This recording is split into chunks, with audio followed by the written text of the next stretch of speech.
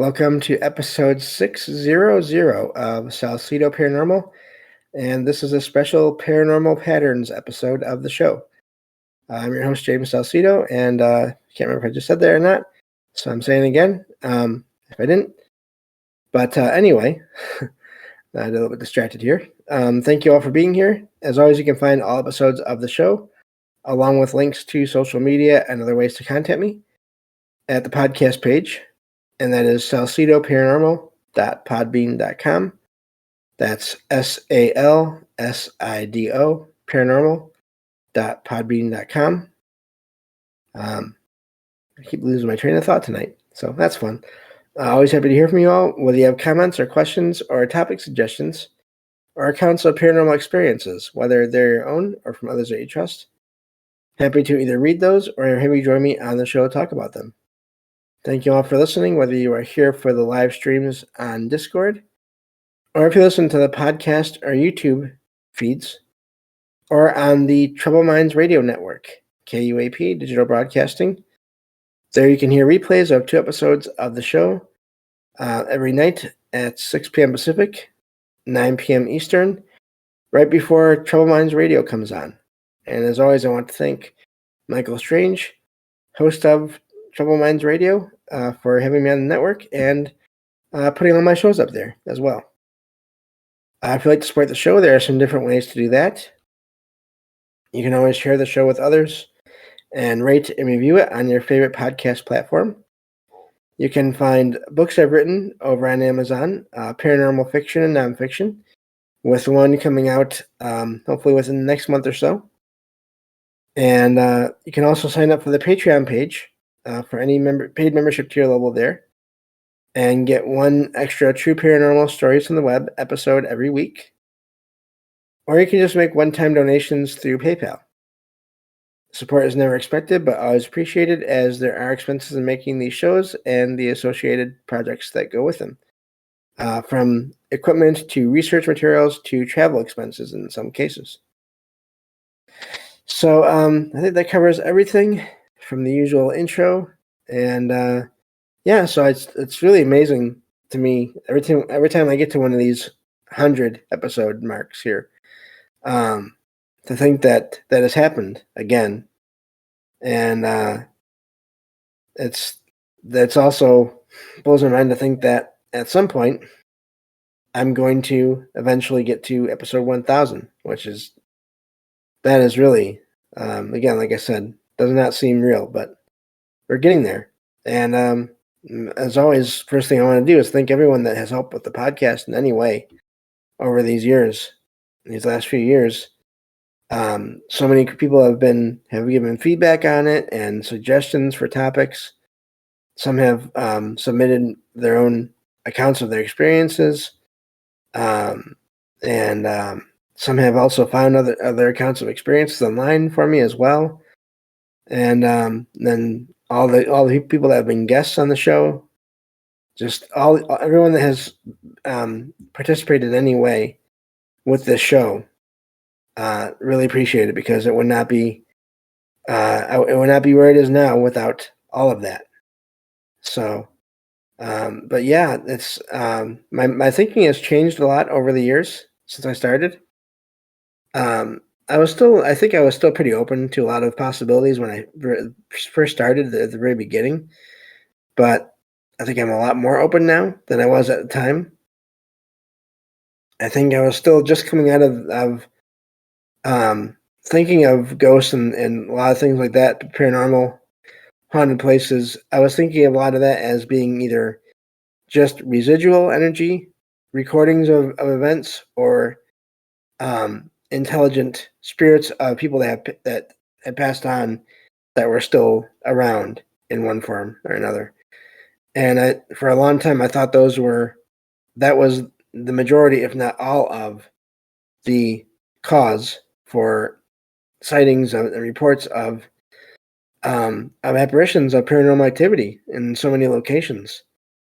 And I could say as well, when I first started looking at these things, I used to think that any kind of anomalous objects in the sky unidentified flying objects, UFOs in the sky, I used to think, well, they're probably machines of some kind, and that's probably all there is to that.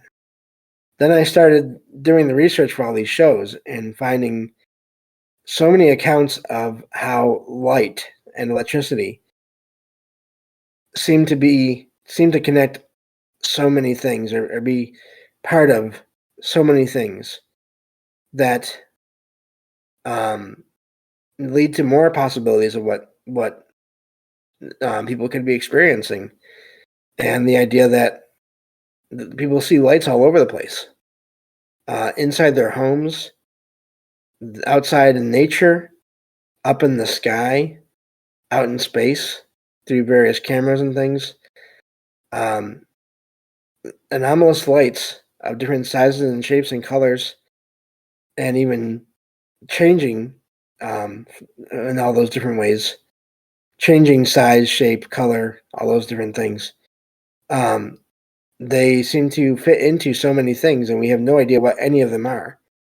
And each individual light or object that we see, even if they look similar to the one next to it, could all be separate things. So yeah, that's been a big journey in a way. I'm probably my area where I'm the least well versed in is any kind of cryptids. It's not that I don't believe that they exist. I've heard, again, too many accounts of experiences that people have had to think that they can't exist. But I am interested in that, but I guess I'm not quite as interested in all that as I am in the things that are similar to what I've experienced. And it's not because I think everything has to revolve around me. It's more of the closer things are to what sounds like experiences I've had, the more I can relate to them, I guess, in a way. So yeah, that's sort of my thoughts on how everything started here with this podcast and getting me to where I am now. But yeah, so the other thing I thought I'd bring up tonight is I've been thinking about, because I've been doing this whole series on a book about mythology, and it's been amazing doing that, and we're still in the middle of that. But of course, with everything that I review, all the books I review, I try to tie it back into when I can come up with any thoughts on it, which is not every time or all the time, but connecting whatever I'm reading or I'm talking about to the paranormal, or at least seeing if there are possible connections. And so I decided to consult I guess you could say, possibly a friend of the show in a way, one of the many AI programs that are out there, AIs that are out there, and ask a question. I basically asked it what connections there are between mythology and the paranormal. So I will get into that document here. Again, if anyone has any questions for me in chat, you can either put them in the chat in the text format there, or you can raise your hand if you can find the icon on your screen. That is basically a hand being raised, or at least the shape of a hand, and in a circle there. You're welcome to join me on the show if you want to. No pressure, but just wanted to make sure everyone is aware that this is one of those few times where I'm welcoming everyone to do that. So, but let me get to the document here, and I will start on that, and then we'll check back on chat in a minute here or two. So, I asked Claude, I think it's Sonnet 3.5 was the version I was, because that's the one that was available for free. I posed the question, how is mythology and the paranormal / supernatural / unexplained connected? And answered, I basically copied my first part of the question there. It is all connected in several ways. Number 1, origin of explanations. Both mythology and supernatural beliefs often arise as attempts to explain natural phenomenon or experiences that were not well understood scientifically at the time. And I can see that with certain things for sure when it comes to the planet doing different things and weather. But I also think it oversimplifies it in some ways too, because not really.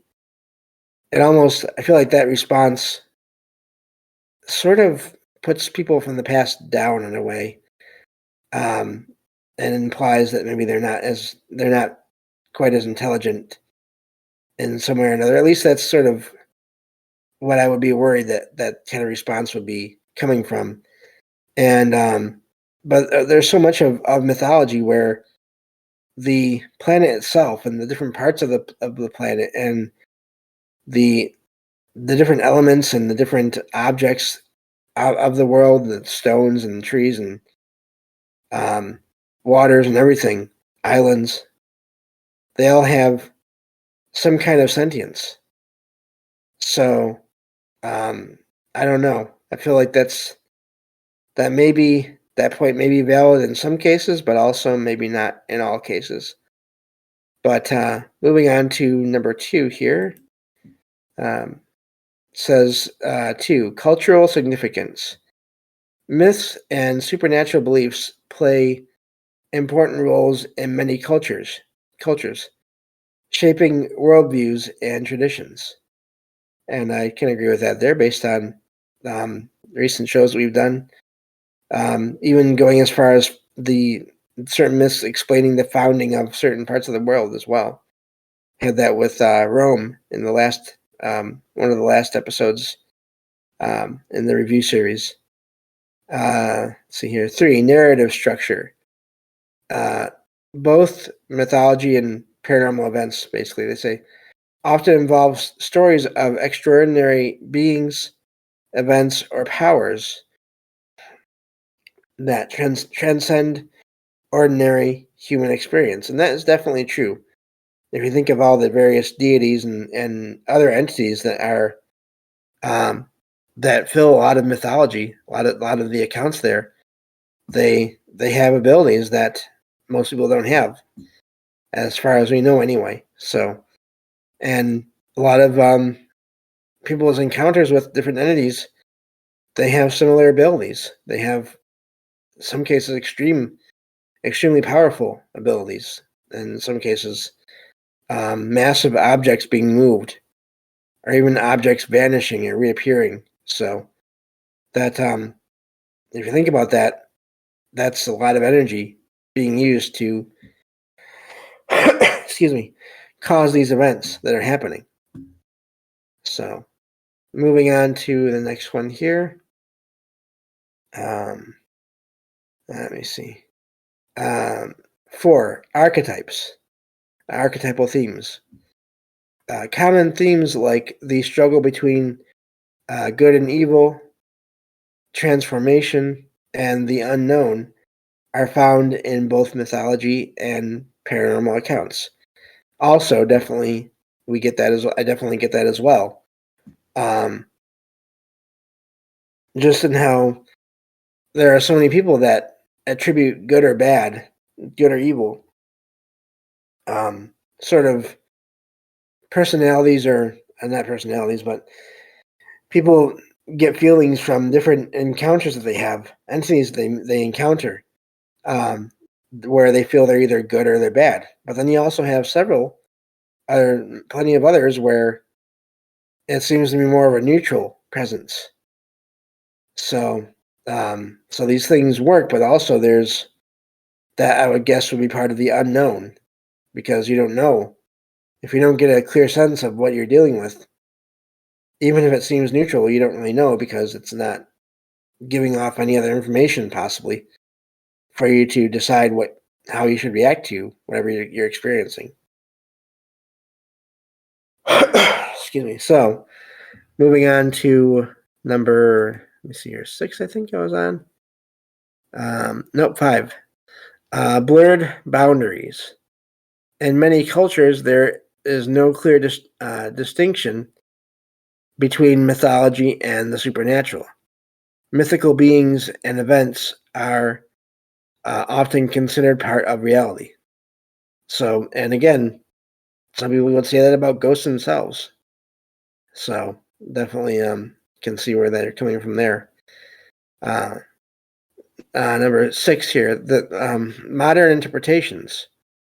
Some people reinterpret ancient myths as accounts of paranormal or extraterrestrial phenomena. So here you're going not just into sort of ideas of spirits or non-physical entities, but even entities from out in space, from outside of Earth itself. And definitely plenty of that with mythology and accounts connected to different stars and planets out in space, all those things. So yeah, that's definitely seems accurate as well. 2 more to go here in this section. Number 7. Now this is, I think, more like the sort of the mainstream explanation for a lot of this. Psychological functions. Both can serve similar psychological purposes, such as providing comfort, explaining the unexplainable, or exploring the human psyche, which I guess it's not exactly what I just said there, but that is part of it. Trying to explain what can't easily be explained, as well as anyone can, with that one there. The last one, 8, and this is the one that I kind of, this is where the other section of this will start. 8, continuation of beliefs. Some modern paranormal beliefs can be seen as evolutions of older mythological ideas.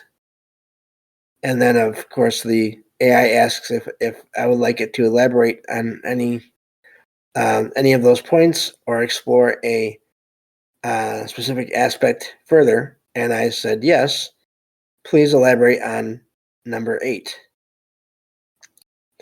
And so it says that from their many contemporary phenomena, paranormal beliefs have roots in or parallels with ancient mythologies, showing how these ideas have evolved over time. So that's the other half of this, I guess you could say, dialogue that I had with AI here. Let me just check on something here. Okay. I don't see anything, but I'm going to check anyway. I've never done this before, so that's why I'm checking on it now. But hopefully you all are enjoying this. That's just been something that's been on my mind. Okay, nothing there. All right, good. So yeah, hopefully this is okay and everyone finds it somewhat interesting. But because I kind of did, it goes to the first one here. Says 1, ghosts and spirits. The belief in ghosts or spirits of the dead has existed in various forms across cultures for millennia. Ancient myths often feature interactions with the spirits of ancestors or the deceased. Today, this manifests in beliefs about hauntings, mediumship, and ghost hunting. So if you think about those 3 things, hauntings, mediumship, and ghost hunting, that's all making contact, whether depending on who's trying to make the contact, which side you're on, with the other side. So that does seem like it fits there. 2, extraterrestrials. Some researchers argue that ancient myths about gods or beings descending from the sky, like in Sumerian or Greek mythology, may be early interpretations of what we now consider extraterrestrial encounters. the modern UFO phenomenon and beliefs about alien visitations can be seen as a technological update to these older stories. So that's a neat one there. And that's something that's been talked about on a lot of, I think, some of my shows, and also over on Troubled Minds as well. This idea that there's all different things that could be causing, or that could be the source of people's experiences, and it may not all be spirits or ghosts or entities, but it may also be aliens of a kind. But again, alien, that word itself just means unfamiliar, so unknown. And so it could be entities from somewhere out in space. It could be entities from somewhere out in space in some other dimension. And it's really hard to know. Moving on to the next one here. Talks about the thing I mentioned before I started this here, cryptids. Many cryptozoological beliefs, like Bigfoot or the Loch Ness Monster, have parallels with mythical creatures. For example, Bigfoot shares similarities with the wild man myths found in various cultures, while sea monsters like the Kraken have modern counterparts in lake monster legends. So that's neat there, talking about all the different creatures that have been said to exist throughout time, and all the different creatures that are found in mythology, and how similar some of them seem to be. 4. Psychic abilities. Ancient myths often feature seers, oracles, or individuals with supernatural perception. These ideas continue in modern beliefs about psychics, telepathy, and precognition, which it's pretty straightforward there. I mean, people throughout time seem to be making contact with other entities or other places or other times, possibly, and getting information in ways that other people aren't able to easily do. And the thing about that is, the hard part about that is, the information they get is not always accurate. And so that just makes you wonder who's providing the information and why and how and what are their intentions. So then if you throw in the idea of any kind of time travel, or the idea of the multiverse, the idea of every decision anyone can ever make causes another universe to be formed, then maybe their information is accurate, but then because of things that happen, or because they looked in the wrong place, these other entities, it's not accurate for the place that they are projecting to, or they're sending to. Excuse me. Let's see. I think there's only 2 left here. No, there's 4 here. All right. We can go a little more on today. This one says magic and rituals. While the specifics have changed, the basic concept of humans being able to influence events through supernatural means persists from ancient magical practices to modern New Age beliefs and some forms of alternative medicine. So, again, the idea of, it's like it says there, I think it's pretty straightforward again.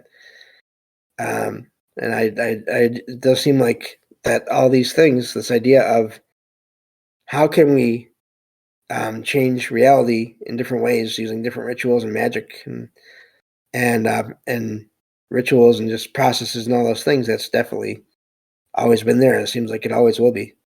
6, shapeshifters. Myths about humans transforming into animals, like werewolves, exist in many cultures.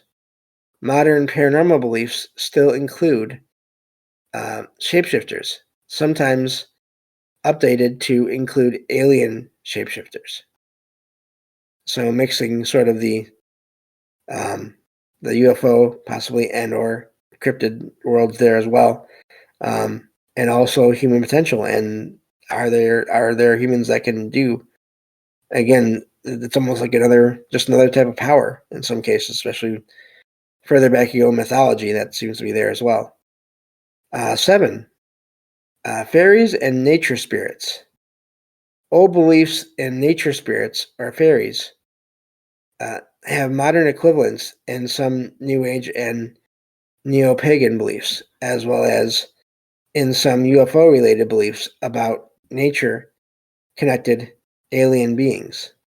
And again, I think it's important to say, like I said a little while ago here, alien just means, to me anyway, unknown or unfamiliar.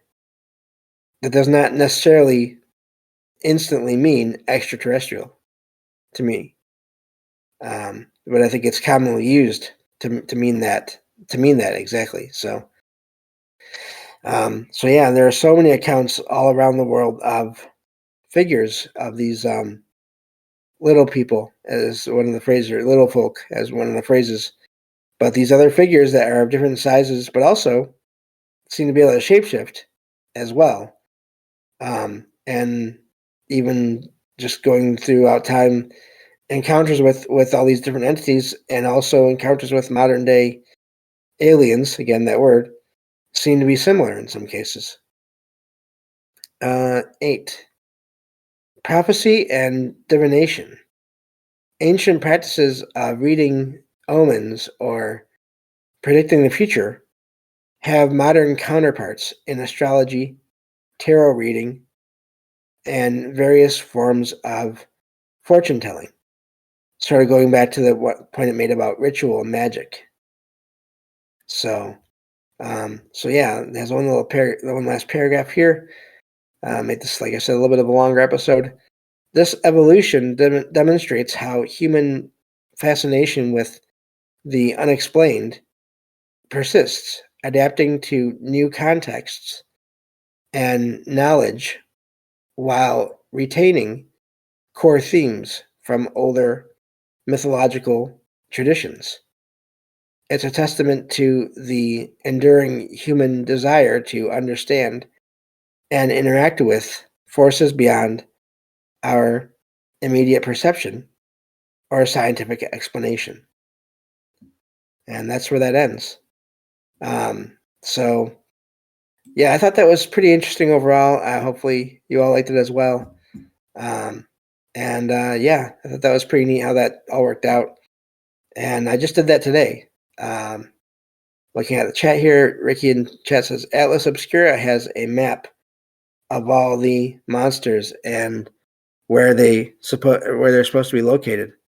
Wow, that's pretty neat. Yeah, I've heard of similar things, I feel like, but maybe that's the only one that is really there for sure. But yeah, that's neat. I've always wondered about that, sort of finding or making maps of where all these things overlap, where UFO sightings and ghost sightings and cryptid sightings and all that stuff overlaps. The problem with that is, I think, especially when it comes to the more spiritual side of things, and just anomalous in general, I think there's stuff going on.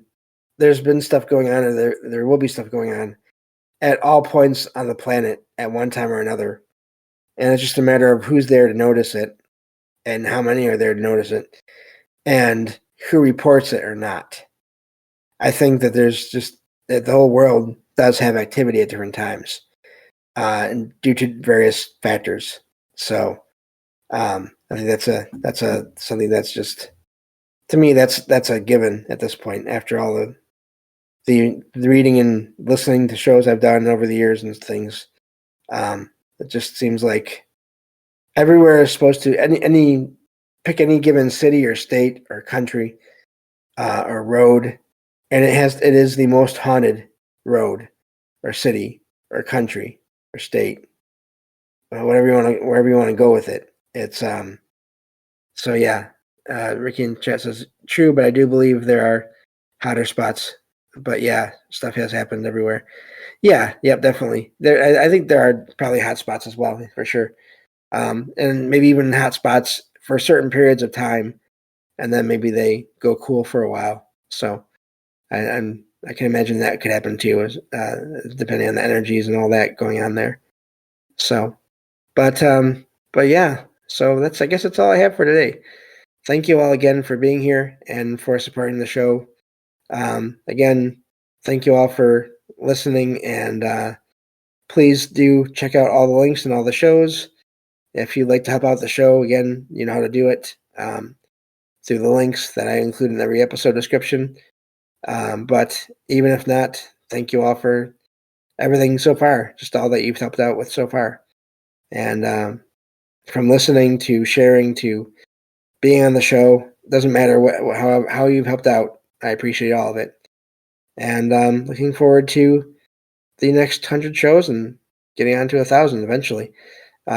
Just a quick note, again, as I said the other day, I am going to be taking a couple weeks off, basically, especially now that I may be busy with the releasing of a book soon. Might as well sort of not be too spread too thin trying to do a podcast and doing the book release at the same time and all that. And so I feel like I could just use a little bit of a break. And so I'm going to do that for the next 2 weeks here. Take off the last bit of this month of June, and then the first bit of July, and then back in mid-July. So, and thank you all again for listening, and I will talk to you all on the next episode of Salsidoparanormal. Take care.